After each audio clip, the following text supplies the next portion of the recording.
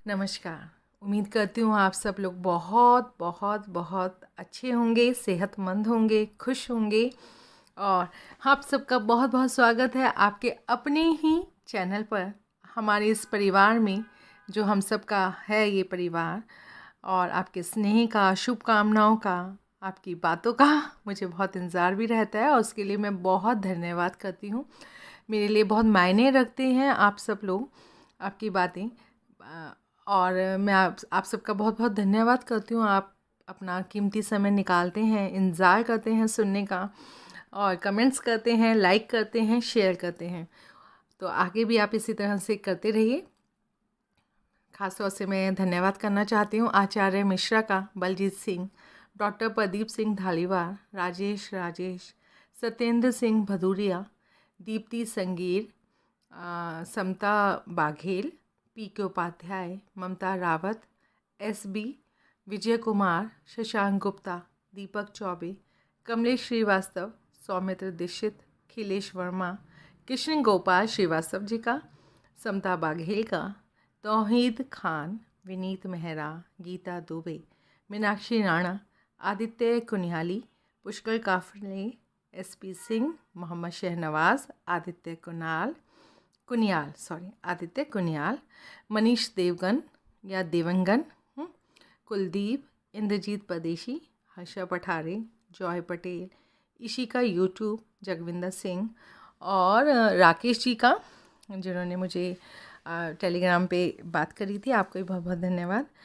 और आज मैं एक नया नावल शुरू करने जा रही हूँ। सुरेंद्र मोहन पाठक जी का ही लिखा हुआ नावल है, जिसकी फरमाइश की थी एनोनिमस ने, और चोरों की बारात, सुधील कोहली सीरीज़ का। तो आप चैनल में जो बैनर देख रहे हैं वो इन्होंने ही मुझे बनाकर भेजा था, एनोनिमस जी ने।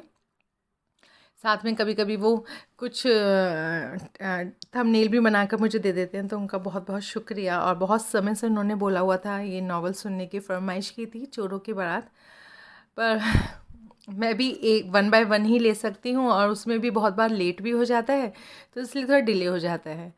तो इंद्रजीत परदेशी चाहते हैं कि मैं प्रकाश भारती पढ़ूं, सौमित्र दीक्षित चाहते हैं कि मैं उन्हें पढ़ूं, वेद प्रकाश शर्मा जी को पढ़ूं, और भी सबकी अलग अलग फरमाइश होती है, जेम्स हेडली चेस की, इब्ने साफ़ी की।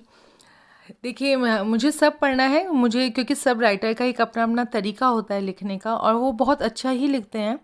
लेकिन ज़्यादातर सभी लोग ना सुरेंद्र मोहन पाठक जी का ज़्यादा सुनना चाहते हैं, और वो उसे बड़ी खुशी से सुनते हैं। तो वही, हमारा देश लोकतंत्र का ही है, तो मेजॉरिटी के हिसाब से मुझे चलना पड़ता है।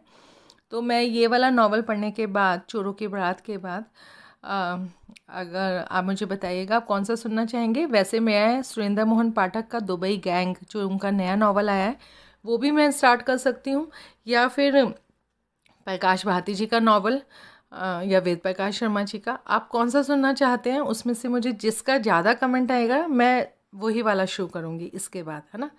वेद प्रकाश शर्मा जी का लेना है, मतलब जो भी आप सुनना चाहते हैं। वैसे मेरी अपनी इच्छा सुरेंद्र मोहन पाठक जी का दुबई गैंग पढ़ने की है, लेकिन ऐसी कोई बड़ी बात नहीं है, हम पढ़ ही लेंगे आगे पीछे। लेकिन आप जो सुनना चाहते हैं हम ज़रूर बताइएगा, फिर मैं जिसका ज़्यादा लोग बोलेंगे मैं वही वाला नावल उसी लेखक का पढ़ूँगी। ठीक है। और प्रकाश भारती भी अच्छा लिखते हैं, सब अच्छा लिखते हैं, लेकिन अब चलना पड़ता है ना, जैसे सब लोग चाहते हैं, इस वजह से सुरेंद्र मोहन पाठक जी के नावल ज़्यादा पढ़े जाते हैं। तो शुगरतेम नावल सुरेंद्र मोहन पाठक जी का, है ना। और एनोनिमस का बहुत बहुत धन्यवाद, इतना सुंदर बैनर बनाने का, थंबनेल बनाकर देने का। बहुत बहुत शुक्रिया आप सबका भी, जो आप सुनते हैं और साथ बने हुए हैं। उम्मीद करती हूँ आप ऐसे ही मेरे साथ बने रहेंगे। तो शुरू करती हूँ, अब बहुत होगी बातें। तो आप सुन रहे हैं चोरों की बारात, सुरेंद्र मोहन पाठक का लिखा हुआ सुधीर सीरीज़ का उपन्यास। मेरी नींद खुली। मेरी आंखों की पुतलियां मशीनी अंदाज से लगभग अंधेरे कमरे में दाएं बाएं फिरी। दिमाग सक्रिय होने लगा और मैं सोचने लगा, नींद क्यों खुली? खामा तो नहीं खुली, कोई तो वजह बराबर थी। क्या? रात की उस घड़ी नींद से तभी जागे यूएस ट्रूली को कोई वजह न सूझी। किस घड़ी? मैंने टेबल लैंप के साथ जुड़ी डिजिटल क्लॉक पर निगाह डाली। 1 बजने को था। मुझे उम्मीद है कि खाकसार को आप भूले नहीं होंगे, लेकिन अगर इत्तेफाकन ऐसा हो गया हो तो मैं आपको अपनी याद फिर दिला देता हूँ। बंदे को सुधीर कोहली कहते हैं। बंदा दिल्ली का मशहूर या बदनाम, बदनाम भी होंगे तो क्या नाम ना होगा वाली कैफियत वाला प्राइवेट डिटेक्टिव है और रिस्क का मारा इस वक्त नेपाल में अपने क्लाइंट की हुक्म बर्दारी कर रहा है। हितौरा नाम की जिस नेपाली नगर में उस वक्त मेरी हाजिरी थी वो भारत के आखिरी पड़ाव रक्सौल और नेपाल की राजधानी काठमांडू के लगभग बीच में, काठमांडू से कोई 70 किलोमीटर के फासले पर स्थित है। मेरी वहाँ हाजिरी अपने क्लाइंट के हुक्म पर थी, जिसकी गुमशुदा लड़की को मोटी फीस के एवज में मैंने तलाश किया था और जिसकी उसके पिता को अपने क्लाइंट को सुपुर्दगी के लिए उसके हुक्म के मुताबिक मैं हितौरा में मौजूद था। कभी मेरा पसंदीदा स्लोगन होता था कि पीटी के धंधे में मैं अपने किस्म का एक ही था, क्योंकि ये धंधा हिंदुस्तान में अभी ढंग से जाना पहचाना नहीं जाता था। बहरहाल अब वो बात नहीं रही थी। अब ईंट उखाड़े पीटी नुमाया होता था, घर घर गली गली पीटी पाए जाने लगे थे।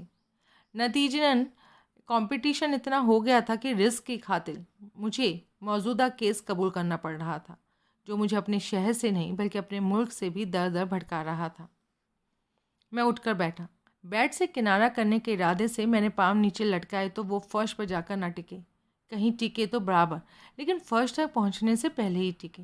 मैंने दोनों पैरों को हरकत दी तो मुझे तलवों पर हरारत सी महसूस हुई। मैं हकबकाया।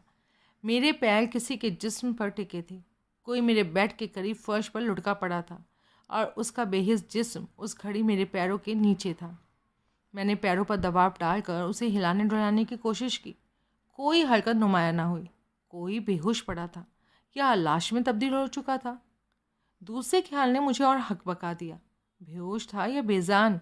अब लाख रुपए का सवाल ये था कि वो बंद कमरे में भीतर कैसे पहुंचा, क्यों पहुंचा? सलामत रहता तो क्या करता? क्या ऐसा कुछ करता कि उसकी जगह मैं फर्श पर निर्जीव पड़ा होता? क्या बड़ी बात थी।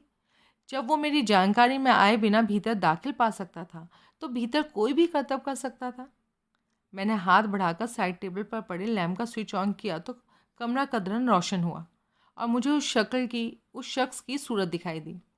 वो पेट के बल यूं फर्श पर पड़ा था कि उसकी गर्दन घूम गई थी और एक गाल फर्श पर टिक गया था। इस स्थिति में मैं उसका प्रोफाइल ही देख सकता था, जिससे मैं इतना ही जान पाया कि वो एक अधेड़ अवस्था की ओर अग्रसर व्यक्ति था और कम से कम नेपाली नहीं था। कौन था? कैसे मुझे अपने आमद की भनक भी मिलने दिए बिना भीतर दाखिल हो पाया था? क्या चाहता था? जो चाहता था उसको हासिल कर पाने से पहले मर कैसे गया? और अब मुझे क्या करना चाहिए था? कई क्षण मैंने उस आखिरी सवाल पर गौर किया। सबसे पहले इसी बात की तस्दीक करनी चाहिए थी। फिर मेरी अक्ल ने जवाब दिया कि वो जिंदा था कि मर गया था। मैंने झुककर गर्दन के करीब उसकी शाहरग को छुआ। कोई हरकत नहीं। वो शख्स यकीनन मरा पड़ा था। अब क्या करना चाहिए था? लाश को बालकनी में ले जाकर फेंक देना चाहिए था। उस होटल में मैं ग्राउंड से 5वीं मंजिल पर था। नॉनसेंस। मैं टेलीफोन के पास पहुंचा, उसका रिसीवर उठाकर कान से लगाया और फ्रंट डेस्क को कॉल लगाई। तत्काल उत्तर मिला, लेकिन ऐन तभी दरवाजे पर आहट हुई। मैंने फ़ोन वापस क्रेडर पर रख दिया, टेबल लैम्प का स्विच ऑफ कर दिया और लपक कर दरवाजे पर पहुंचा। मैं दरवाजे के एक पहलू में दीवार के साथ सटकर खड़ा हो गया। कमरे में खूब अंधेरा होने की जगह मध्यम सी रोशनी तब भी थी, जो कि बालकनी के दरवाजे और उसके साथ जुड़ी विशाल खिड़की पर पड़े पर्दों में से छन कर बाहर से आ रही थी। उस मध्यम रोशनी में मुझे दरवाजे की मूठ घूमती साफ दिखाई दी। भीतर दाखिल होने को आमादा कोई दरवाजे के बाहर मौजूद था। मैं पहलू बदल कर दरवाजे के सामने खड़ा हुआ। मैंने मूठ को थामा और एक झटके से उसे घुमाकर दरवाज़ा खोला। बाहर एक हकबकाई सी युवती खड़ी थी। एक निगाह में मुझे जो दिखाई दिया वो ये था कि वो कोई 30 साल की सुथरे नयन नक्श, गोरी रंगत और फैशनेबल ढंग से कटे बालों वाली खासी खूबसूरत युवती थी, जो सफ़ेद जीन्स और वी नेक वाली काली स्कीवी पहने थी। मैंने चौखट से गर्दन निकालकर बाहर गलियारे में दाएं बाएं झाँका तो जैसा कि अपेक्षित था, रात की उस खड़ी उसे खाली पाया। फिर मैंने फुर्ती से लड़की की भां दबोची, उसे भीतर घसीट कर पाँव की ठोकर से पीछे दरवाज़ा बंद कर दिया। क्या है? क्या कहा? भीतर आना चाहती थी? हाँ, आ गई हो, और क्या है? अच्छा, वहाँ तो छोड़ो मेरी। उसकी फरमाइश मैंने पूरी की, लेकिन तभी नहीं, वहीं दरवाजे पर नहीं। मैं उसे जबरन कमरे के भीतर लाया, अपने खाली हाथ से एक स्विच ऑन करके वहाँ रोशनी की और फिर उसकी बाँह छोड़ी। आज़ाद होते ही उसके मिजाज में इनकलाबी तब्दीली आई। अपने दाएं हाथ में वो एक लंबे स्ट्रैप्स वाला चमड़े का हैंडबैग थामी थी, जिसको उसने पूरी ताकत से घुमाया तो वो मेरी कनपट्टी से आकर टकराया। बैग में पता नहीं वो क्या कुछ भरी थी कि वो ईंट की तरह मेरी कनपट्टी से टकराया। मैं पीछे को लड़खड़ाया और अपना संतुलन बनाए रखने की नाकाम कोशिश करता हुआ पीछे बेड पर जाकर गिरा। ठहर जा साली। लेकिन साली की तो जैसे एकाएक बैटरी सुपरचार्ज हो गई थी। उसने अपने एक टांग चलाई तो उसकी सैंडल की नोक उठने का उपक्रम करते आपके खादिम के थोपड़े से टकराई। उसने दोनों हाथों से थाम कर बैग फिर घुमा कर मारा तो वो बुलडोजर की ठोकर जैसे वेग से मेरी छाती से टकराया। मेरे मुंह से गैस निकलते गुब्बारे जैसे सिसकारी निकली और मैं फिर बेड पर ढेर हो गया। वो घूमी और दरवाजे की तरफ लपकी। अपनी ढेर पोजीशन से ही मैंने जुस्त लगाई तो मेरे आगे के फैले हाथ में उसकी एक बाँह आ गई। उसने झटके से अपनी बाँह छुड़ाई तो स्कीवी की बाँह कंधे से उखड़कर मेरे हाथ में आ गई। मैं फिर उस पर झपटा तो तब तक दरवाज़ा खोल चुकी उसके बालों पर मेरा एक हाथ पड़ा। मैंने पकड़ मजबूत करके उसे वापस घसीटा तो एक बालगी को वो लड़खड़ाती सी पीछे को हटी, मेरी तरफ सरकी, लेकिन फिर उसके मुलायम रेशमी बालों पर से मेरी पकड़ छूट गई। यूं एकाएक पकड़ छूटने से हम दोनों का संतुलन बिगड़ा। वो अपना संतुलन संभालने की कोशिश करती बाहर गलियारे में पहुंच गई और मैं पीछे धराशायी होते होते बचा। मैं आखिर मर्द था इसलिए जल्दी संभल गया। नतीजन इससे पहले कि वो आके कुछ कर पाती मैं बगुले की तरह दरवाजे से बाहर निकला, बाज की तरह उस पर झपटा और उसे दबोच कर वापस कमरे में घसीट लाया। उसने बहुत हाथ पांव पटके, हाई हील से मेरे टखने उधेड़ देने में कोई कसर नहीं छोड़ी। खाली हाथ से मेरा मुंह नोच लेने की कोशिश की, लेकिन मेरी पकड़ से आज़ाद नहीं हो पाई। उसने अपने हाथ पांव ढीले छोड़ दिए। अभी आ गई अकल, मैंने उसके कान में बोला। बड़ी मुश्किल से वो सहमति में सर हिला पाई। जो खून खौल खौल जा रहा था वो ठंडा हो गया। उसने फिर बड़ी मुश्किल से सहमति में सर हिलाया। अच्छा अब छोड़ो तो सही ना, तुम तो मेरी गर्दन तोड़े दे रहे हो। You will behave. Yes I swear. You do. Yes, cross my heart. My dear, I am great lover of beauty. मैं हार्ट का इतना उम्दा कंटेनर उसे क्रॉस करके डैमेज नहीं कर सकता। नाउ प्लीज़ प्लीज़ बोलती हो तो लो, तुम भी क्या याद करोगी। मैंने उसे अपनी जकड़ से आज़ाद कर दिया। हाफती हुई वो मेरे से परे हटी। उसने तनिक कांपता हाथ अपने चेहरे पर फिराया और फिर सुबकती सी बोली, सारा मेकअप बिगाड़ दिया। उस विकट स्थिति में भी उसे अपने मेकअप की फिक्र थी। आखिर औरत थी। नाक पर लिपस्टिक, नाक छूकर, गाल छूकर, उंगली का मुआयना करती वो कह रही थी, गाल पर मस्कारा। हो माय गॉड। उसने बड़े सहज भाव से अपने बैग को सामने करके खोला और भीतर से रुमाल निकाल कर चेहरे पर फिराया। फिर शीशा निकाल कर चेहरे का मुआयना किया। डैमेज कंट्रोल पर थी, क्या फ़र्क पड़ता था, कितना टाइम वेस्ट कर लेती। फिर गन निकाल कर मेरी तरफ से आन दी। Sudhil Kohli, the dumb, the super idiot. मैं हक बकाया सा उसका मुंह देखने लगा। गेट बैक, वो फुफकारती सी बोली। मजबूरन मैं एक कदम पीछे हटा। उसने फुर्ती से गन को नाल की तरफ से थामा, एक कदम मेरी तरफ उठाया और उसकी मूठ का प्रचंड प्रहार मेरी खोपड़ी पर कर दिया। मेरी आंखों के सामने लाल नीले पीले सितारे नाच गए। मेरे घुटने यूं मुड़ने लगे जैसे टांग रेत की बनी हो। फिर मैं औंधे मुंह फर्श पर जा गिरा। मेरा सर बुरी तरह से चक्कर खा रहा था, लेकिन मेरी चेतना लुप्त नहीं हुई थी। अलबत्ता जाहिर मैंने यही किया कि मैं बेहोश हो गया था। अपनी आंखों की कोरों से झाँक कर मैं अपने जहन पर दर्ज करने की कोशिश कर रहा था कि वो आगे किस फिराक में थी। वो घुटनों के बल नीचे झुकी हुई थी। पहले उसने एक क्षण को लाश का मुआयना किया, फिर बेड के नीचे झाँका और फिर साइड टेबल के दराजों को टटोलने लगी। जाहिर था उसे किसी चीज़ की तलाश थी। आखिर वो लाश की तरफ फिर आकर्षित हुई। उसने उसको एक पहलू धकेला और थोड़ा देर पूर्ववत अपनी तलाश को आगे बढ़ाया। फिर वो भुनभुनाती बड़बड़ाती उठकर खड़ी हो गई। उसके बड़बड़ाहट से मुझे यही जान पड़ा कि वो चौतरफा लानत भेज रही थी। फिर मुझे लगा जैसे वो धीरे धीरे सुबक रही हो। क्या माजरा था, ऐसी क्या चीज़ थी जिसकी गैर बरामदगी उसे इतना आंदोलित कर रही थी। एकाएक जज्बात के उसके इस इजहार को ब्रेक लगी। वो कान खड़े करके कुछ सुनने लगी। जो उसने सुना वो मैंने भी सुना। बाहर गलियारे में कोई आहट हुई थी। एकाएक वो मेरे करीब पहुंची और मेरे ऊपर झुकी। टू किस एंड मेकअप। Nice nice. हजरात, हर काम उम्मीद के मुताबिक हो तो दुनिया स्वर्ग ना बन जाए। इस बार उसने गन की मूठ से पहले से ज़्यादा जोर से मेरी खोपड़ी पर दस्तक दी। इस बार मेरे होश भी कायम ना रह सके और तत्काल मेरी चेतना लुप्त हो गई। मेरे क्लाइंट का नाम परमजीत लाल बसरा था, जिसका दिल्ली में काफ़ी नाम था और जो अपने आप को बिल्डर और फाइनेंसर बताता था। दिल्ली के हाई सोसाइटी में विचरता था, नेताओं से हाथ मिलाता था, बड़े नेताओं के तलवे चाटता था और शहर का अय्याश तबके का हम प्याला हम निवाला था। उसके हाई फाई संस्कारों का असर उसकी इकलौती औलाद पायल बसरा पर भी मुकम्मल था। ये उसे तब पता चला जबकि वो अपने बॉयफ्रेंड के साथ घर से भाग गई। लड़की खूबसूरत थी। अब बाप की माने तो अभी 17 साल की थी और माने तो उसे तो खबर ही नहीं थी कि वो बड़ी हो गई थी, बॉयफ्रेंड बनाने लायक बड़ी हो गई थी, घर से भाग जाने जैसा इनकलाबी कदम उठाने लायक बड़ी हो गई थी। उसका इरादा बॉयफ्रेंड पर नाबालिग को बरगलाने का और अगवा का केस दर्ज कराने का था। लेकिन जब उसे पता चला कि वो एक नेशनल लेवल के कांग्रेसी नेता का लड़का था, तो उसने अपने उस इरादे पर अमल करने की उसकी मजाल ना हुई।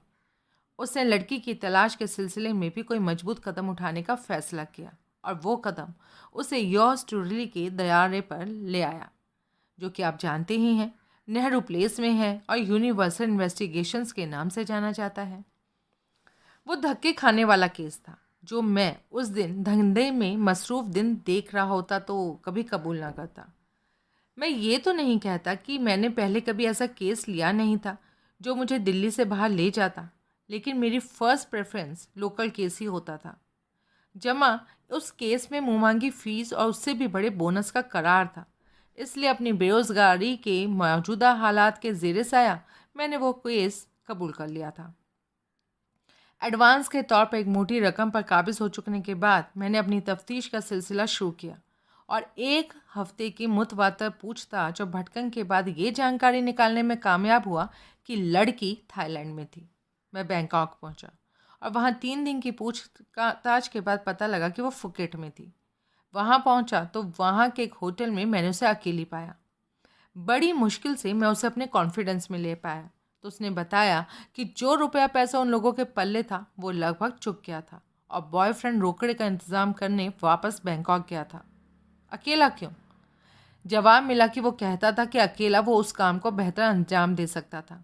दूसरे, बैंकॉक में कोई उन दोनों को या किसी एक को पहचानने वाला निकल सकता था, जो कि ठीक ना होता। वो बात मुझे बिल्कुल हजम ना हुई क्योंकि इंडिया से जो टूरिस्ट बैंकॉक आता था वो यकीनी तौर पर फुकेट भी चाहता था, लिहाजा जो खतरा बैंकॉक में था वो फुकेट में भी था। लड़की से चोरी मैंने दिल्ली फ़ोन लगाया तो मालूम पड़ा कि बॉयफ्रेंड तो वापस दिल्ली अपने घर पहुंचा हुआ था और बसरा की लड़की के साथ कहीं गया होने से साफ इनकार करता था।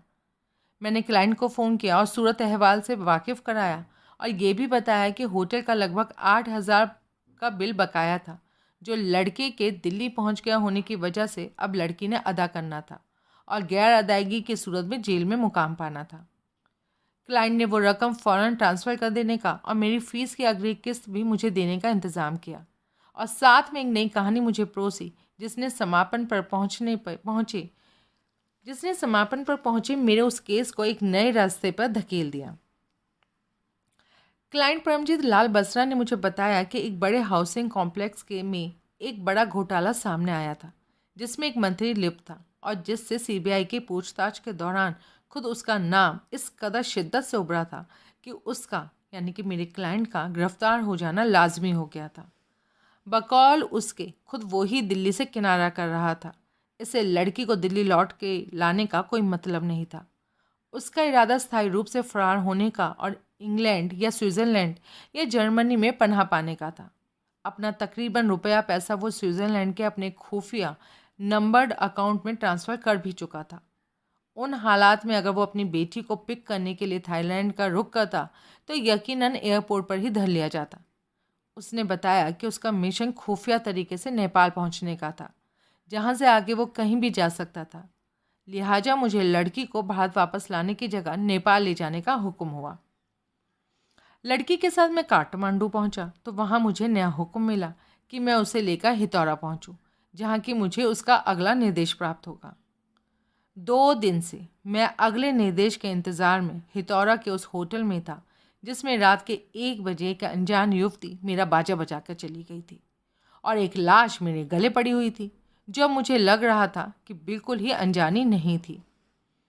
अपनी किसी नामालूम शय की तलाश के दौरान कटे बालों वाली जालिम हसीना ने लाश को पलटा था तो वो पीठ के बल लुढ़क गई थी और अब मैं मरने वाले का प्रोफाइल नहीं, पूरा मुंह देख सकता था। तब मुझे उसकी सूरत एकदम अनजान नहीं लगी थी। शाम को पायल की फरमाइश पर हम घूमने के लिए निकले थे तो एक ऐसे चौराहे पर पहुंचे थे जहाँ की काल भैरव की काले संगमरमर की प्रतिमा लगी हुई थी, जो कि 800 साल पुरानी बताई जाती थी। लिहाजा रौब प्रतिमा का नहीं, उसकी पुरातनता का था। ब्यूटीफुल, पायल के मुंह से निकला। अपनी प्रतिक्रिया मैंने जमाई लेकर दर्ज करा दी थी। तभी डेनिम की काली जीन्स और कॉर्डराय का ब्राउन कोट पहने एक आदमी वहां पहुंचा था और हमें देखकर थमक कर खड़ा हो गया था। वजह समझ में तो तब कुछ नहीं आया था, लेकिन ऐसा ज़रूर लगा था कि जैसे डर गया हो।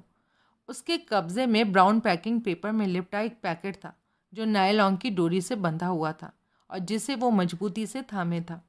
एक क्षण को मेरी उससे निगाह मिली थी तो मुझे लगा था कि वो मेरे से मुखातिब होने लगा था, लेकिन जब मैं परे देखने लगा तो वो भी घूमा, लंबे डग भरता चौराहे से ही फूटती एक संकरी गली के करीब पहुंचा और उसमें दाखिल होकर निगाहों से ओझल हो गया।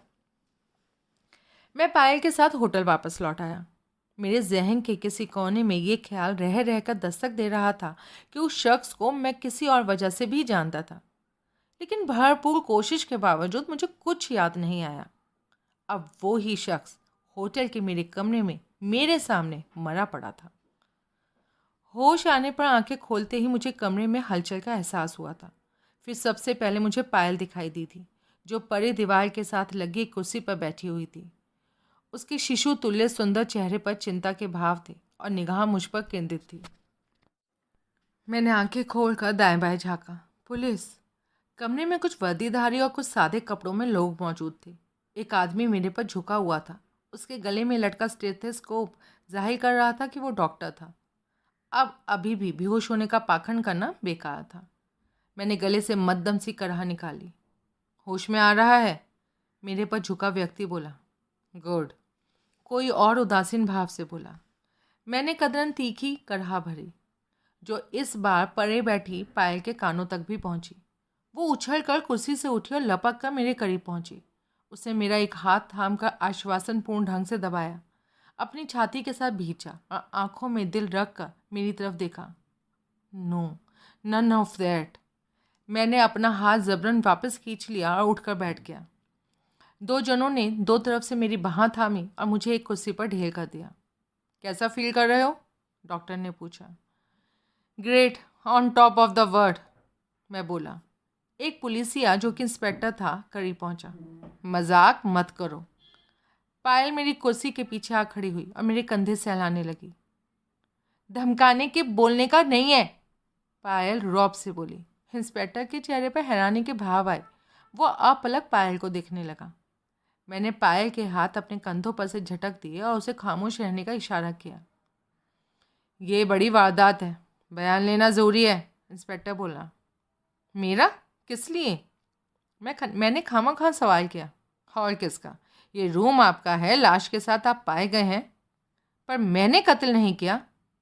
कत्ल का नाम किसने लिया? नहीं, आपने अभी बोला ना, बड़ी वारदात। काफ़ी समझदार हो। यहाँ किसी ने मुझे भी लाश बना देने की कोशिश की थी। अच्छा, मुमकिन है।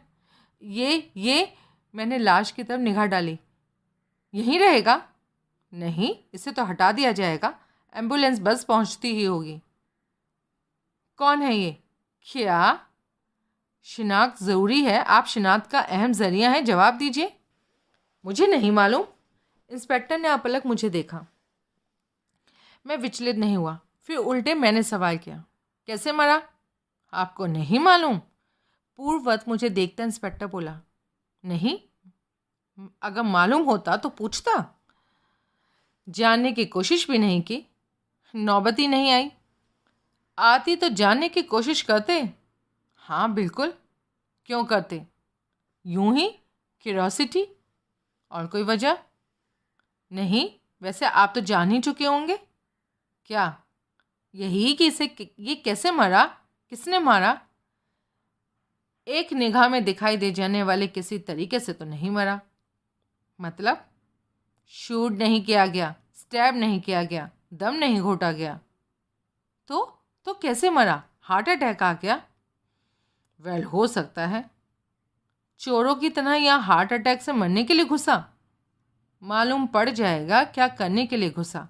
मौत की वजह बहरहाल पोस्टमार्टम से उजागर हो जाएगी। ठीक, मैं चलता हूँ, अब मेरा यहाँ कोई काम नहीं, एकाएक डॉक्टर बोला। इंस्पेक्टर ने सहमति में सह हिलाया। मॉर्निंग में हॉस्पिटल आना, डॉक्टर मेरे से संबोधित हुआ। मुकम्मल चेकअप वहीं होगा, कहाँ आना है इंस्पेक्टर साहब बताएंगे। और डॉक्टर चला गया। 2 ऑर्डरली स्ट्रेचर उठाए भीतर दाखिल हुए। लाश कौन है? मेरा मतलब है कहाँ है? एक बोला। अंधा है? इंस्पेक्टर गुस्से से बोला। स्मार्ट नेपाली ऑर्डरली ने जवाब न दिया। उसकी आंखों में एक धूत चमक पैदा हुई और गायब हो गई। फिर दोनों ने लाश की तरफ तवज्जो दी। लाश की वहाँ से रुखसती तक पीछे खामोशी छाई रही। मिस्टर कोहली, इंस्पेक्टर सख्ती से बोला, मेरी एक बात का जवाब दीजिए। आप इस शख्स को जानते हैं, पहचानते हैं? उसने मुझे नाम से संबोधित किया था, यानी रिसेप्शन से, गेस्ट रजिस्ट्रेशन के रिकॉर्ड से उसने जाना हो सकता था कि मेरा नाम क्या है, और अब वो जान चुका था। आपकी तारीफ? मैंने पूछा। जवाब में इंस्पेक्टर ने अपने एक मातहत पुलिसिया की तरफ देखा। दिल्ली वाला ही हाल था। सरकारी अफसर को अपना परिचय खुद देना पड़े तो उसका रौब घटता था, रुतबा घटता था।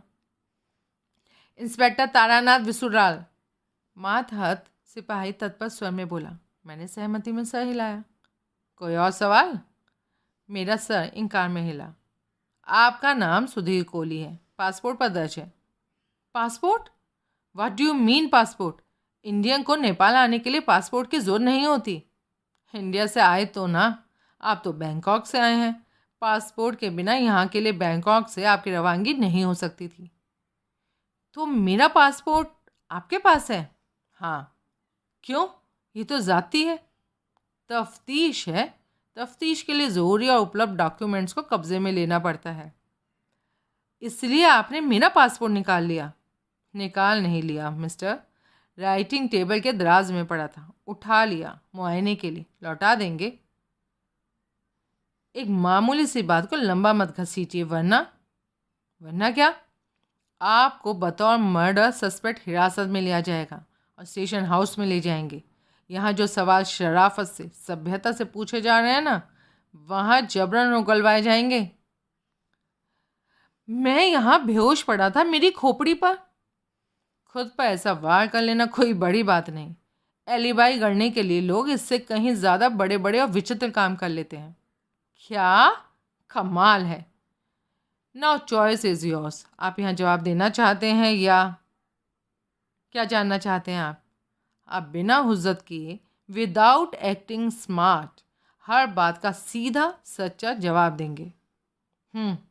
गुड। तो आप प्राइवेट डिटेक्टिव हैं? कैसे जाना? जहाँ आपका पासपोर्ट पड़ा था वहाँ आपके विजिटिंग कार्ड्स भी पड़े हुए थे। Very smart Indeed. लड़की कौन है? नाम तो इसके भी पासपोर्ट से जान ही लिया होगा आपने। मेरे क्लाइंट की बेटी है। क्लाइंट के ऑर्डर पर मैं इसकी एस्कॉर्ट करके बैंकॉक से यहाँ लाया हूँ। यहाँ पर क्यों? क्लाइंट ने ऐसे ही बोला था। वो यहाँ पहुँचेगा या मुझे कहीं और पहुँचाने के लिए कहेगा? I am waiting for his instructions. इसके अलावा आपका इससे और कोई रिश्ता? नहीं नहीं नहीं। होता तो ये मेरे साथ होती, अलग कमरे में क्यों ठहर रही होती? उसने परे खड़े काला सूट पहने उस व्यक्ति को करीब आने का इशारा दिया और पूछा, इसे जानते हो? इसका सूट बताता है ये होटल स्टाफ है। सूरत देखी जानी पहचानी पड़ती है, लेकिन याद नहीं आ रहा कि कहाँ देखी। शायद बार में या डाइनिंग हॉल में। रिसेप्शन पर। इसका नाम धनपति थापा है। ये होटल का रिसेप्शन क्लर्क है। ओ आई सी। तुम आज रात रिसेप्शन ड्यूटी पर हो? इंस्पेक्टर ने काले सूट वाले से सवाल किया। हाँ जी। यहाँ को हुई वारदात से ताल्लुक़ रखता जो जानते हो बयान करो। मैं कर चुका हूँ सर। फिर से कर दो। जी श्रीमान। उसे नर्वस भाव से खंखार का गला साफ किया बोला। हंता वो आई मीन डेड मैन हतप्राण बुटन आई मीन पूरी तरह से नशे के सवार होकर रिसेप्शन पर आया था। चलता था तो कदम उसके डगमगाते थे, बोलता था तो जबान लड़खड़ाती थी। आंखों में बिल्ली जैसी चमक तो तब पैदा हुई जब वो खूब चढ़ाता था। चढ़ाता था मतलब वो चढ़ाए हुए था। खूट का काफ़ी तजुर्बा है तुम्हें? मैं बोला। जी जी। शराब के बारे में इतना कुछ वही जान सकता है जो खुद शराबी हो। नहीं नहीं, मैंने तो मदिरा को आज तक कभी छुआ नहीं।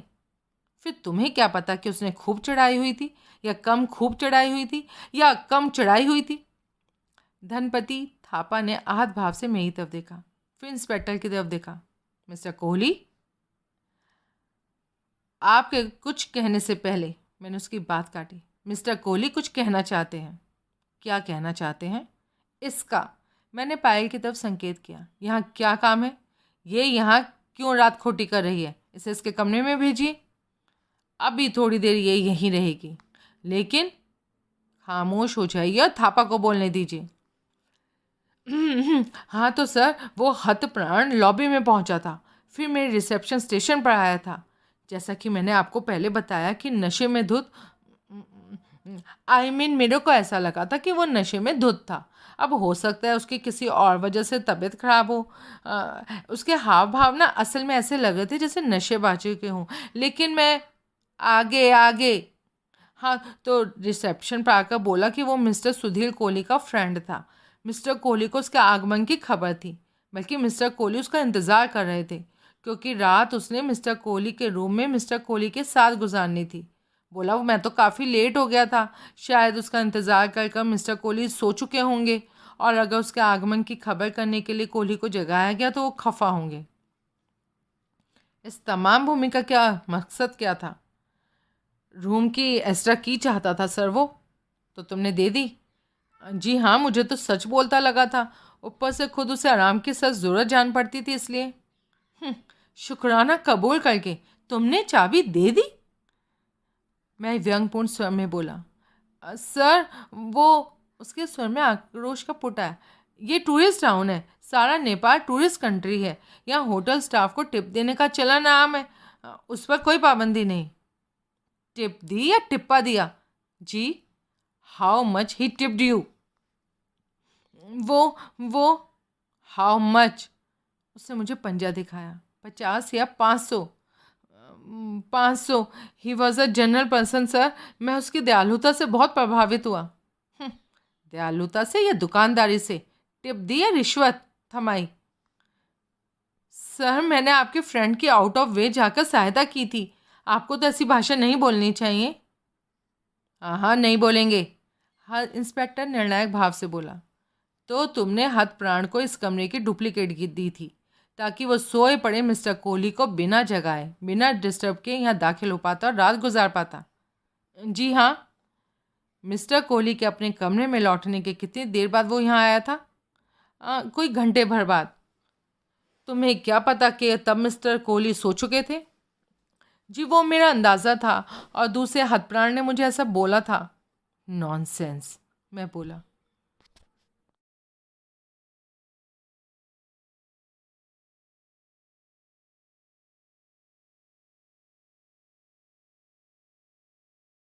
सर अगर आप जाग रहे होते और आपको हतप्राण के यूँ आगमन से कोई एतराज़ हुआ होता तो आपने रिसेप्शन पर कॉल की होती। इंस्पेक्टर का सर सहमति में हिला। प्रत्यक्ष था उसे वो दलील जची थी। 1 घंटे तक तो ऐसी कोई कॉल आई नहीं थी, इसलिए मैंने सहज ही सोच लिया था कि सब ठीक ठाक था। लेकिन इंस्पेक्टर बोला, 1 घंटे बाद कॉल आई थी? जी हाँ। इंस्पेक्टर ने मेरी तरफ देखा। हाँ वो मैं कॉल करना चाहता था लेकिन कर नहीं सका। वजह? मैंने कॉल लगाई थी, मुझे दूसरी ओर से आती हेलो की आवाज़ सुनाई भी दी थी, लेकिन इसी बीच एक अनइनवाइटेड गेस्ट आ टपका था और मुझे रिसीवर वापस क्रेडर पर रख देना पड़ा। दूसरा, हाँ, जो चुपचाप भीतर दाखिल पाने की नीयत से धीरे धीरे बाल बाल करके बाहर से दरवाजे की नॉब घुमा रहा था। मैं रिसीवर क्रेडर पर वापस रख के दरवाजे पर गया तो उसने मेरे ऊपर हमला कर दिया। हमला तो दरवाजे पर हुआ, आप कमरे के मिडिल में पड़े पाए गए। ऐसा कैसे हो गया? वो बवंडर जैसा हमला था, झंझावत जैसा हमला था, आंधी तूफान जैसा हमला था, जिसके वेग से मैं रूम के मिडिल में आकर गिरा था। रास्ते में अगर बेड ना होता तो शायद पल्ला दरवाज़ा तोड़कर बालकनी में जाकर गिरता। हमलावर को देखा? नहीं। क्यों? सब कुछ इतना आनन फानन हुआ, अंधाधुंध हुआ, ऐसा हुआ जैसे बिजली कड़की और लुप्त हो गई हो। कुछ देख पाने की नौबत ही नहीं आई। फिर कमरे में अंधेरा था और फिर मैं बेहोश हो गया। हमलावर की बाबत कोई अंदाज़ा? मैंने इनकार में सर हिला दिया। आपके पास कोई हथियार है? हथियार? कैसा हथियार? कैसा भी? हथियार का मेरे पास क्या काम? जवाब दीजिए। नहीं है, और मेरी बात पर अगर आपको यकीन नहीं तो तलाशी लीजिए। ज़रूरत नहीं, मुझे आपकी बात पर यकीन है। इसलिए यकीन है क्योंकि तलाशी तो आप पहले ही ले चुके हैं। पहले कब? मेरे बेहोशी के वक्फे के दौरान। उसके चेहरे पर ही धूत मुस्कुराहट आई और लुप्त हो गई। All in business of business. No? Yes. बहरहाल, आई रिपीट, मुझे आपकी बात पर यकीन है। Thank you. फिलहाल मैं सक पकाकर उसकी तरफ देखने लगा। उसे मेरी इस निगाह की कोई परवाह हुई हो ऐसा ना जान पड़ा। मेरी तरफ से मुंह फेर कर वो पायल की तरफ आकर्षित हुआ। पायल नाम है आपका? पायल बसरा। पायल ने सहमति में सर हिलाया। मिस्टर कोहली से कैसे ताल्लुकात हैं? ताल्लुकात? वो क्या होते हैं? आपको नहीं मालूम? नहीं मालूम। क्या वाहियात सवाल है ये, मैं आवेश में बोला। जिस एक वाहियात इशारा छुपा हुआ है इसमें। हम दोनों के बीच में जो लिंक है वो मैं आपको उजागर कर चुका हूँ। ये मेरे क्लाइंट की बेटी है, मैं इसका एस्कॉर्ट हूँ। बस। बस? हाँ बस, बच्ची है ये। मैं इससे ऐसे नाजायज़ सवाल पूछने की आपको इजाज़त नहीं दे सकता। हाँ, आप इजाज़त नहीं दे सकते? हाँ, इसका पिता इजाज़त नहीं दे सकता, जो कि दिल्ली का एक बड़ा प्रभावशाली व्यक्ति है। आपकी मेंटल 3rd डिग्री की मैं उसको खबर करता हूँ, फिर देखना हमारा हाई कमीशन आपकी कैसी खबर लेता है। Yes, please do. आपको? वो फिर पायल की तरफ घुमा। मिस्टर कोहली की इस बात से इत्तेफाक है? मेरे को इनकी हर बात से इत्तेफाक है। Good good. मिस्टर कोहली, मुझे नहीं पता आपका हाई कमीशन मेरी कैसी खबर लेगा, लेकिन मुझे बराबर पता है मैं आपकी कैसी खबर लूँगा। आपके हाई कमीशन का क्या होते होते होगा, मेरा क्या तो फ़ौरन होगा, इंस्टेंट होगा। क्या होगा? सोचिए। प्राइवेट ही सही, लेकिन आखिर डिटेक्टिव हैं आप, इसलिए सोचना इतना मुश्किल काम नहीं होगा आपके लिए। फिर भी सोचने में मैं आपकी मदद करूं तो कहूँगा कि ये एक कत्ल का मामला है। ऐसे कत्ल का मामला है जो आपकी मौजूदगी में, आपकी हाजिरी में वाक़या हुआ है। इसलिए ये बिल्कुल कबूल करने लायक बात नहीं कि आपको कत्ल से कतई कोई वास्ता नहीं। बीच में मत बोलिए प्लीज़, मुझे मेरी बात पूरी करने दीजिए। मैं जानता हूँ आप तो यही कहेंगे कि आपका कोई वास्ता नहीं। आपका कहा सच हो सकता है, लेकिन झूठ भी तो हो सकता है। इसलिए ये गहरी तफ्तीश का मुद्दा है। मैं इस केस की मुकम्मल व्यापक तहकीकात की ज़रूरत महसूस करता हूँ, जो कि मैं करूँगा ही, क्योंकि ये मेरा काम है। मैं आपके किरदार को भी और गहराई में जाकर समझने की ज़रूरत महसूस करता हूँ। आप मेरे देश में मेहमान हैं, इसलिए मेरी कोशिश रहेगी कि आपको कम से कम असुविधा का सामना करना पड़े, और इसलिए प्राइम सस्पेक्ट के तौर पर या मटीरियल विटनेस के तौर पर आपको हिरासत में लेने वाला अपना आइडिया मैं तर्क करता हूँ। Thank you. और उम्मीद करता हूँ कि आप मेरी इजाज़त के बिना, मेरी जानकारी के बिना नेपाल के से कूच कर जाने की कोशिश नहीं करेंगे।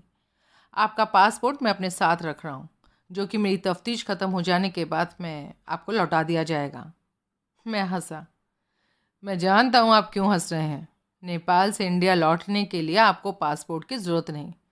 इंडो नेपाल बॉर्डर इतना पोरस है कि उसको खुश्की के रास्ते क्रॉस करना मामूली बात है। इसलिए आपको रोके रखने के लिए बॉर्डर पर हमारी विजिल भी काम नहीं आने वाली। लेकिन अगर आप खिसक गए तो पीछे छूट गया आपका ये पासपोर्ट आपकी गिरफ्तारी के लिए और यहाँ वापस लाने के लिए वजह बन जाएगा। और इस काम के लिए इंस्ट्रूमेंट आपका अपना हाई कमीशन होगा, जिसकी आप बड़े हिमायती बन रहे हैं और अपने हिमायती के तौर पर बड़ी शान से, बड़ी धौंस से कोट कर रहे थे। मैं बहुत चक्का सा उसका मुंह देखने लगा। सो देयर, वो ड्रामेटिक अंदाज से बोला। मैं खामोश रहा। जहाँ कत्ल होके हटा हो वहाँ रैश रखने में आपको कोई प्रॉब्लम हो तो आपका कमरा तब्दील कराने का इंतज़ाम कर सकता हूँ। नहीं सर, मुझे कोई प्रॉब्लम नहीं। तो क्या मैं खुद को गिरफ्तार समझूं? बिल्कुल भी नहीं। आप कहीं भी आने जाने के लिए आज़ाद हैं, हितौरा में, नेपाल में। और इसके बाद वो अपने आदमियों के साथ वहाँ से रुखसत हो गया। पीछे पायल का जिस्म काँपा। क्या बात है? मुझे ना डर लग रहा है। अब क्यों डर लग रहा है? चले तो गए वो लोग। तुमने उस आदमी को क्यों मारा? पागल हुई है क्या? मैं खुद मरते मरते बचाऊं। जैसे हालात पेश आए थे उनमें कोई बड़ी बात नहीं थी कि मैं भी मरने वाले की बगल में पड़ा होता। अच्छा ऐसा? हाँ। फिर तो मुझे और ज़्यादा डर लग रहा है। क्यों? जो काम एक बार नहीं हुआ तो वो दोबारा हो सकता है। शाबाश, बस तेरे जैसे ही शुभचिंतकों की ज़रूरत है मुझे। उल्टा सीधा मत बोलो, मुझे सच में बहुत डर लग रहा है। तो मैं क्या करूं? गले लगा लो। उससे क्या होगा? हौसला आएगा, तसल्ली मिलेगी, राहत महसूस होगी, दिल से डर निकल जाएगा। मैं उसके करीब पहुंचा और उसकी पीठ थपथपाते उसे अपने साथ लगाया। तुम्हारा गला तुम्हारी बगल में है क्या? मुझे तो बगल में ठूसे जा रहे हो। मैंने गला लगाने को बोला था। हो तो ये बात है। क्या बात है? तेरे को मालूम है। उठ के खड़ी और अपने कमरे में जा। नहीं, मेरा यहाँ रहना ज़रूरी है। क्यों? वो मुझे डर लग रहा है ना, मैंने बताया तुमको। और पीछे तुम्हें कुछ हो गया तो तुम्हारा हमलावर फिर आ गया तो तू क्या करेगी? तू तो वैसी डर से काँप रही थी। वो ये सब तो ड्रामा था। सोचा था मेरी वो हालत देखोगे तो तसल्ली देने के लिए खुद ही गले लगा लोगे। ऐसा नहीं हो सकता। तू बहुत छोटी है। कहाँ से छोटी हूँ मैं? उम्र में अभी नाबालिग है तू। मैं तो 19 साल की हूँ। तेरे पिता ने कहा तू 17 की है। गलत कहता है। ऐसे मामलों में उन्हें ठीक से कुछ याद ही नहीं रहता। फिर भी हे भगवान, मैं तेरे बाप को जवाब दे हूँ। पहले मुझे जवाब दे हो। बाप दिल्ली में बैठा है, मैं यहाँ हूँ, तुम्हारे साथ, तुम्हारे सामने, तुम्हारे हवाले। क्यों नहीं हो सकता? और खबरदार जो फिर कहा मैं छोटी हूँ, नाबालिग हूँ। लेकिन काश मिस्टर बसरा ने ब्रह्मचर्य व्रत धारण किया होता नौजवानी में। क्या क्या बोला? तू क्लाइंट की औलाद ना होती तो ना फल बसता और ना पेड़, लेकिन मेरी मजबूरी है। ऐसा आदर्शवादी तो तू लगता नहीं। तमीज़ से बात कर। बार बार मेरे टोकने पर भी जब उसने अपनी ये बदतमीज़ी बंद नहीं की तो मुझे बहुत तेज़ गुस्सा आ गया। दांत पीसते हुए मैंने उसकी एक बाँह थामी। एक बेरहम झटके से उसे अपने बिस्तर पर से उठाकर पैरों पर खड़ा किया। जबरन चलाता उसे दरवाजे पर लाया। दरवाज़ा खोल कर उसे बाहर धकेला और दरवाज़ा बंद कर दिया। अगले रोज़ सुबह लोकल पुलिस स्टेशन पर मेरी पेशी हुई। एक बावर्दी सिपाही होटल पहुंचा और इंस्पेक्टर विसुराल बुलाता था बोलकर मुझे अपने साथ ले गया। हमारी मंजिल कई जगह से टूटी चारदीवारी से घिरा एक विशाल कंपाउंड था, जिसके बीच में एक जर्जर सी एक मंजिला इमारत थी। इमारत के सामने कंपाउंड में कई खस्ताहाल वाहन खड़े थे, जिनकी शक्लें बताती थीं कि उन्हें पुलिस ने सीज किया था और क्लेमेंट की मजबूरी या गैर हाजिरी की वजह से वो वहाँ खड़े खड़े सड़ रहे थे। उन्हीं वाहनों के बीच में कहीं मुझे एस्कॉर्ट करके वहाँ लाइव पुलिस की जीप खड़ी हुई थी। फिर सिपाही ने मुझे इमारत के जिस कमरे में पहुंचाया, उसमें एक मेज़, उसके पीछे एक कुर्सी और सामने 3 विजिटर्स चेयर के अलावा कुछ नहीं था।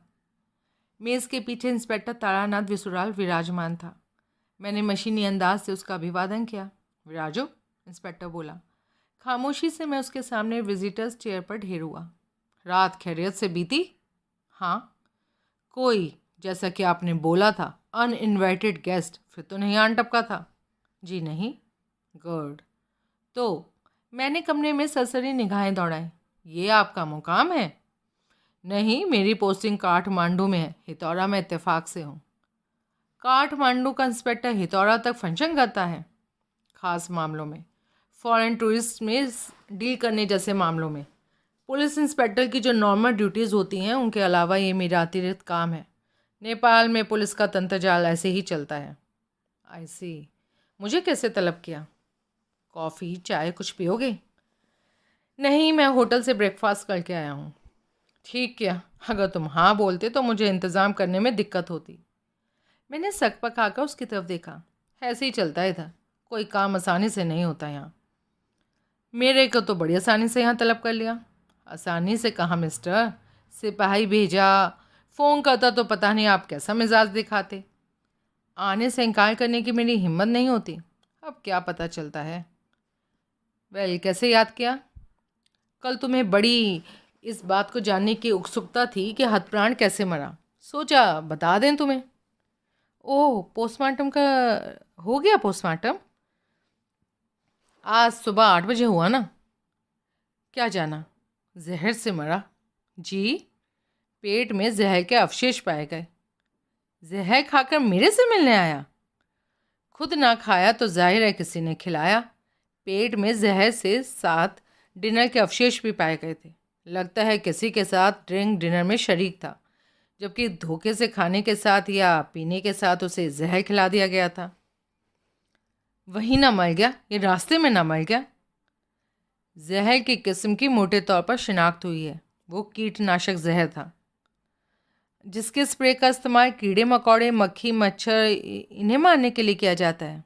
यस, कम मिकदार में ये स्लो पॉइजन धीमी जहर के तौर पर काम करता है। इसलिए मरने वाला फ़ौरन नहीं मरा, तुम्हारे होटल के कमरे में पहुंचकर मरा। लेकिन उसकी मुश्क तो बड़ी तीखी, नाकाबिले बर्दाश्त होती है। वो पूरी तरह से नशे के हवाले था। किसी ने जहर थोड़ा थोड़ा 2-3 बार विस्की में घोल कर पिलाया होगा, तो इसलिए खबर नहीं लगी होगी। आई सी। कोई और तरीका इस्तेमाल हुआ था तो उसकी बाबत तो या जहर खाने वाला निश्चित रूप से जानता था या खिलाने वाला। जैसे कि रिसेप्शन क्लर्क। क्या? धनपति थापा, जिसने मकतूल को मेरे होटल के रिसेप्शन पर रिसीव किया था और रिश्वत खाकर उसके लिए मेरे रूम की डुप्लीकेट की का इंतजाम किया था। मिस्टर कोहली, आप नाहक मेरे हमवतन के पीछे पड़े हैं। अच्छा, वो भला क्यों जहर देगा? तो सर, ये तफ्तीश का मुद्दा है। अगर आप समझते हैं कि जहर इतनी जल्दी असर करने वाला था तो ये काम तो आपने भी किया हो सकता था। इंस्पेक्टर साहब, ये स्थापित है कि वो शख्स डुप्लीकेट की इस्तेमाल करके आधी रात के बाद, जबकि मैं घोड़े बेचकर सोया पड़ा था, चोरों की तरह मेरे कमरे में दाखिल हुआ था। बेहतर ये ना होता कि ऐसे शख्स पर मैं वैसे ही हमला कर देता और फिर बाद में सेल्फ डिफेंस की दुहाई देता। वो खामोश रहा। और आप भूल रहे हैं कि हमला मेरे पर भी हुआ था। मेरी कनपट्टी पर, गाल पर लगी चोटें और खोपड़ी में निकला घूमड़ इस बात का सबूत है। जब मेरे कमरे में एक तीसरे शख्स की मौजूदगी स्थापित है? नहीं स्थापित है। आप ही कहते हैं ऐसे किसी शख्स के पाँव वहाँ पड़े थे। नहीं स्थापित है तो स्थापित कीजिए। उस होटल की लॉबी में आवाजाही 24 घंटे होती है। जब मकतूल उस रिसेप्शनिस्ट जमूरियत थापा की निगाह में आया तो तीसरा शख्स क्यों नहीं आया? मकतूल रिसेप्शन पर पेश हुआ था क्योंकि उसे आपके कमरे में दाखिल पाने के लिए डुप्लीकेट की ज़रूरत थी। दूसरे शख्स ने, अगर ऐसा कोई शख्स था, ऐसी कोई ज़रूरत महसूस नहीं की होगी। वो लिफ्ट पर सवार हुआ होगा और आपके फ्लोर पर पहुंच गया होगा और आके उसे इल्हाम हुआ था कि मेरा कमरा उस घड़ी अनलॉक्ड था। मकतूल के खोले उसका दरवाज़ा खुला था। मिस्टर कोहली, अभी यह स्थापित होना बाकी है कि मकतूल के अलावा कोई और शख्स भी आपके कमरे में पहुंचा था। यही तो मैं कह रहा हूं सर, बकौल आपके स्थापित होना बाकी है। उसे स्थापित कीजिए। देखेंगे उस एंगल को भी। बहरहाल तफ्तीश में टाइम लगता है। जो तफ्तीश आप कर चुके हैं, जो टाइम आप लगा चुके हैं, वो कहता है कि मकतूल को जहर मैंने भी दिया हो सकता है। हाँ, ये भी एक संभावना है। ये संभावना नहीं है, एक गलत, नाजायज़, गैर वाजिब पुलिसिया जिद है। मिस्टर कोहली, जो ये नामुमकिन, नाकाबिल एतबार सिनेरियो पेश करती है कि आधी रात को मकतूल चोरों की तरह होटल के कमरे में दाखिल हुआ। मैंने उसे थाम लिया। कीटनाशक जहर घोलकर मुंह में फनल लगाकर मैंने उसे उसके हलक में उड़ेला। उसके सिरहाने बैठकर उसके मरने का इंतज़ार किया। फिर खुद को कनपट्टी और गाल पर वार करके घायल किया, खोपड़ी पर वार करके बेहोश किया और लाश के पहलू में ढेर हो गया, ताकि कोई आकर मुझे उस हालत में बरामद करता और नतीजा निकालता कि मेरा भी कत्ल की कोशिश की गई थी। और ना आता, जो कि रात की उस घड़ी सरासर मुमकिन था, तो मैं घंटे आधे घंटे बाद आखिर खुद ही उठकर खड़ा हो जाता, फिर खुद अपनी खोपड़ी फोड़ता और फिर बेहोश होकर उम्मीद करता कि काम पहली बार नहीं हुआ था वो अब होता। यही सिलसिला मैं तब तक मुतवातर दोहराता रहता जब तक किसी की तवज्जो मेरी तरफ नहीं जाती। ठीक, लगता है जासूसी नॉवल बहुत पढ़ते हैं आप। मैं खामोश रहा। चलिए, मान लिया कि कल रात मकतूल के बाद आपके कमरे में किसी और के भी कदम पड़े थे। अब मकतूल को जहर आपने नहीं दिया था। अब खुश? जी हाँ, शुक्रिया। वैसे था कौन वो? जानना चाहते हैं आप उसका नाम? नाम और जो भी आप बताना चाहें, सब कुछ। तो पहले नाम ही सुन लीजिए। मकतूल का नाम सेवियो डिसिल्वा है। डिसिल्वा? सेवियो? तत्काल मुझे खटका कि वो नाम मैंने पहले कभी सुना था, लेकिन अकल ऐसी कुंद हो गई थी कि खोपड़ी ऐसी ठस हो गई थी कि कुछ याद नहीं आया। एक शख्स की मुझे सूरत पहचानी जान पड़ती थी, उसका नाम पहचाना जान पड़ता था, लेकिन मजाल थी कि सहज स्वाभाविक ढंग से कुछ याद आ जाता। और ये उस शख्स का, योर्स ट्रूली का हाल था, जो ऐसे मामलों में नाक पर मक्खी नहीं बैठने देता था। गोवानी? प्रत्यक्ष था, मैं बोला। हाँ, आपको बेहतर मालूम होगा। नाम तो गोवानियों जैसा है, तो गोवानी होगा। वाकिफ़ है नाम से? कभी सुना?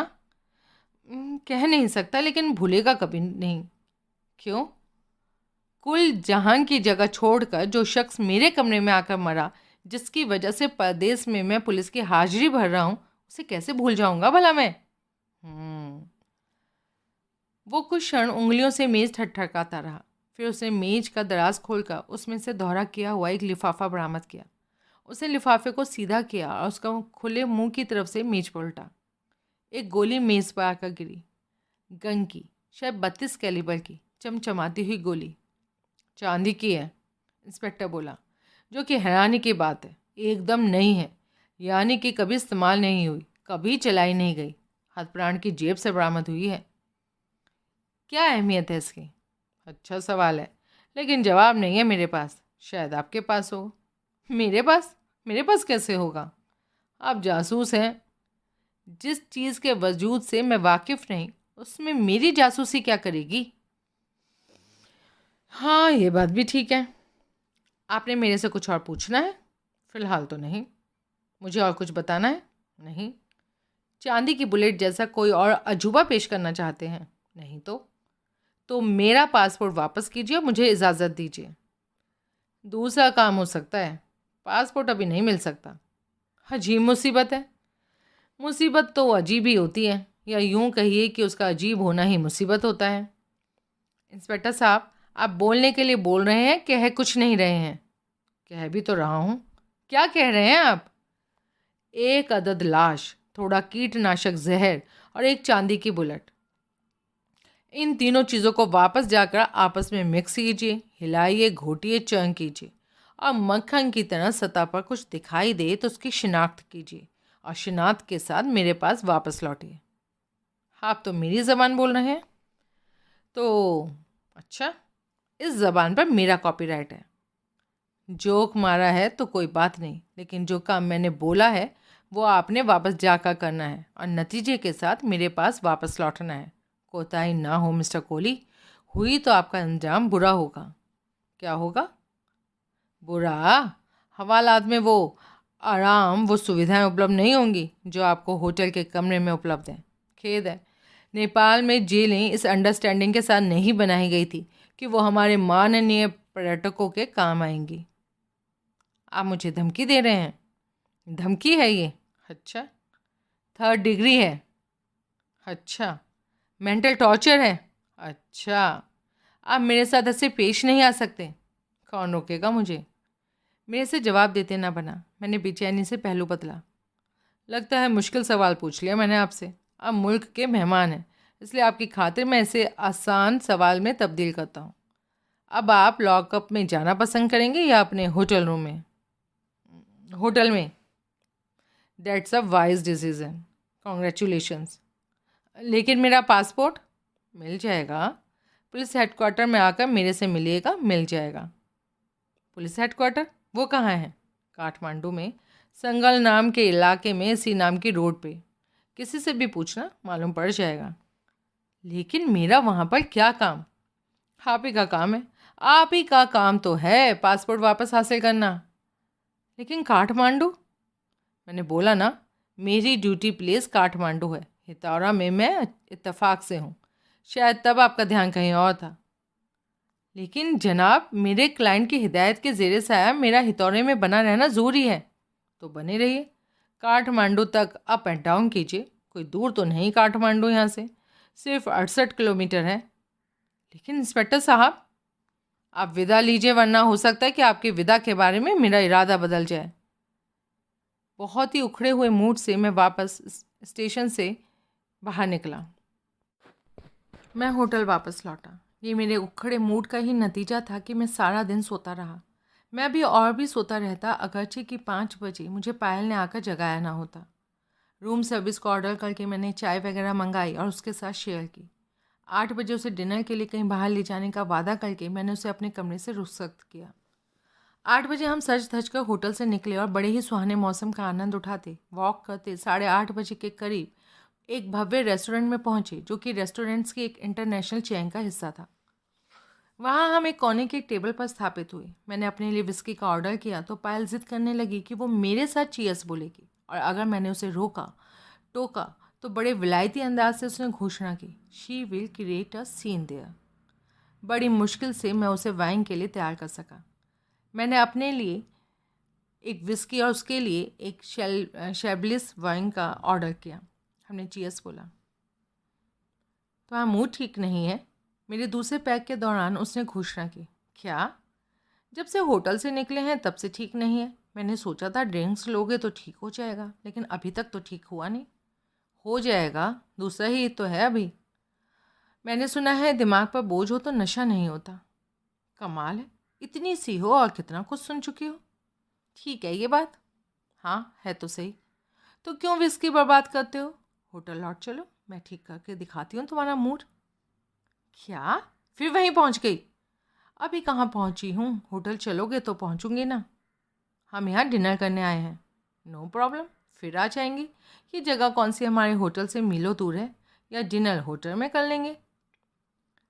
पायल, एक बात मैं तुमसे हर चंद छुपा के रखना चाहता था, लेकिन अब तुम मजबूर कर रही हो, इसलिए बोल देता हूँ। कौन सी बात? भयानक बात, हाहाकारी बात, कलेजा उखाड़ बात। क्या बात? सुन सकोगी? हाँ। सुन के मेरे से नफरत तो नहीं करने लगोगी? उठ के भाग तो नहीं खड़ी होंगी? अब सस्पेंस मत फैलाओ, बोलो क्या बात है। माय डियर, मैं दूसरी दुनिया का मुसाफिर हूँ। क्या मतलब? मैं मर रहा हूँ। क्या? मैं HIV पॉजिटिव हूँ। क्या? HIV positive? हो माय गॉड, तुम्हें एड्स है? और मैं क्या कह रहा हूँ? हो माय गुड गॉड। तो तुम्हारी भलाई की खातिर मैं तुम्हें अपने से दूर दूर रख रहा हूँ, वरना इतना पत्थर दिल इंसान नहीं हूँ मैं, समझी? लेकिन तुम तो नौजवान हो, इतने खूबसूरत हो, कैसे हुआ? पता नहीं, मैं खुद हैरान हूँ। ऑनेस्टली मुझे नहीं पता कैसे हुआ। कुछ तो वाहियात किया ही होगा तुमने। ऑनेस्ट नहीं किया तो फिर एक बार एक्सीडेंट हुआ था, तब मुझे खून दिया गया था। सुना है यूँ दिया जाने वाला ब्लड कंटेमिनेटेड हो तो एड्स हो जाता है। बाजार से शेव कराने पर नाई के शेड उस से एड्स हो जाता है। टॉयलेट सीट से। शट अप, मैं हड़बड़ाया। हरामी, तो तुम हमारे पिछले दिनों के साथ में खुद अपने ज़बानी फ़क्र के साथ कबूल कर चुके हो कि तुम टॉप के हो। इतने टॉप के हो कि माउंट एवरेस्ट की चोटी पर ही जाकर बैठे हो, और तुमने कभी बताया नहीं। क्या क्या कह रही हो? अब समझ नहीं पा रही हूँ कि हरामी टॉप के हो या स्टोरी टेलर टॉप के हो। मैंने हकीकत बयान की है। तुम्हारी हकीकत की माँ की आँख। अब अगर दोबारा हकीकत भी बयान की ना, तो वाइन की बोतल उठाकर तुम्हें सर पर फोड़ दूंगी। हो नो, लोग देखेंगे तो क्या कहेंगे? कुछ नहीं कहेंगे। मैं उन्हें समझा दूंगी कि मैं एड्स मुक्ति संस्थान की कार्यकर्ता हूँ और एक भुक्तभोगी को, संतप्त प्राणी को उसके दारुण दुख से मुक्ति दिला रही हूँ। हिंदी तो बढ़िया बोलती हो। हाया बड़ा एड्स वाला। मेरे को अपने से दूर रखने के लिए साला हरामी कुछ भी कर सकता है, कुछ भी कह सकता है। पायल, बदतमीजी नहीं। क्यों नहीं? एड्स झेल सकता है, बदतमीजी नहीं झेल सकता। मैं एक ड्रिंक मंगाता हूँ और फिश भी। मैंने वेटर को बुलाकर फ़ौरन ऑर्डर दिया। मेरे लिए ड्रिंक वो फ़ौरन ले आया। अब कबूल करो, एड्स वाली बात झूठ थी, तुमने कहानी गढ़ी थी। हाँ हाँ किया। क्या? झूठ बोला था, कहानी की थी। सॉरी भी बोलो। अच्छा ना, सॉरी। फिर ऐसी वाहियात हरकत नहीं करोगे? नहीं करूँगा। That's like a good boy. तुम मुझे बहुत सबक देते हो, बहुत उपदेश देते हो, बहुत सिखाते पढ़ाते हो। एक सबक वाली बात मेरे से भी सुनो, ध्यान से सुनना। इसलिए सुनकर कान से मक्खी न उड़ाना कि मैं छोटी हूँ। मैं ऐसी बातें क्या जानूँ। ज़िंदगी सिगरेट की तरह होती है, एंजॉय करो, वरना सुलग तो रही है, ख़त्म होकर हो जाएगी। वैसे भी होनी ही ऐसे तो। मैंने हैरानी से उसकी तरफ देखा। वो शान से मुस्कुराई। तभी बेटा फिश फिंगर सर्व कर गया। तेरी ये बात सुन के अब मुझे कुछ और ही सूझ रहा है। क्या? लगता है वो नेता का लड़का तुझे लेकर नहीं भागा था, तू उसे लेकर भागी थी। वो हंसी, फिर संजीदा हुई। जो भी हुआ खता खाई, इसलिए अब ये किस्सा ख़त्म करो। ओके, और नोट करो। क्या? मेरा गिलास खाली है। Oh sorry. मैंने उसके गिलास में वाइन डाली। हमने फिर से चीयर्स बोला। अब आगे का क्या प्रोग्राम है? आगे का प्रोग्राम ये है कि हितौरा में ये हमारी आखिरी रात है। सुबह हम काठमांडू जा रहे हैं। वजह? बड़ी वजह तो यही है कि अब हमारा यहाँ कोई काम नहीं। होटल से निकलने से पहले तुम्हारे डैडी का फ़ोन आया था और मालूम पड़ा था कि बाय रोड नेपाल में दाखिल होकर यहाँ पहुँचने का उनका प्रोग्राम कैंसिल हो गया था, क्योंकि उनका बाय प्लेन कुआलालंपुर पहुँच जाने का दाव लग गया था। यानी कि अब वो मलेशिया में है? हाँ, वहाँ से वो बड़े आराम से काठमांडू आ सकते हैं और हमें कुआलालंपुर आने की बोल सकते हैं। ओह, काठमांडू जाने की दूसरी वजह यह है कि वो कल रात वाला इंस्पेक्टर तारानाथ विसुराल कहता है कि वो हितोरा में इत्तेफाकन था। असल में काठमांडू में उसका स्टेशन है और मेरा पासपोर्ट, जिसे वो कल रात साथ ले गया था, काठमांडू से ही वापस मिलेगा। अरे ये तो धांधली है। हम परदेश में हैं, वो पुलिस ऑफिसर है। इस धांधली को झेलने के अलावा हमारे पास कोई चारा नहीं। ओह, साफ धमकी दिया उसने मुझे कि मैं पसरूंगा, अकड़ूंगा, कॉपरेट नहीं करूंगा तो बंद कर देगा। कहाँ? हवालात में, वो भी अनिश्चित काल के लिए। ओह माय गॉड, वो ऐसा कर सकता है? क्यों नहीं कर सकता? पर इल्ज़ाम सोच लेगा कोई भी।